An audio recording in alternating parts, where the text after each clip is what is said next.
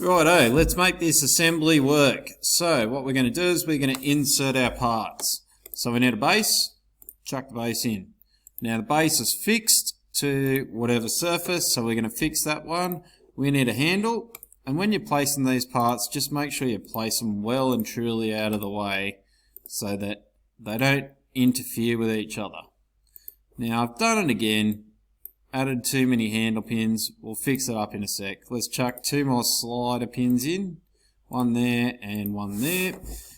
Now take this horrible one and get rid of him. Done. Right, so that one there is going to get deleted.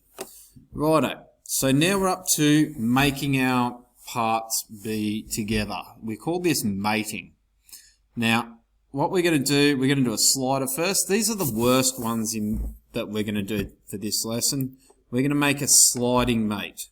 So what we're going to do is we're going to say that this slider here, this face here, moves in that direction there. And it moves along this axis here, and it moves along there. And once you've got that done, we press play and we can check to see which directions it's going to move.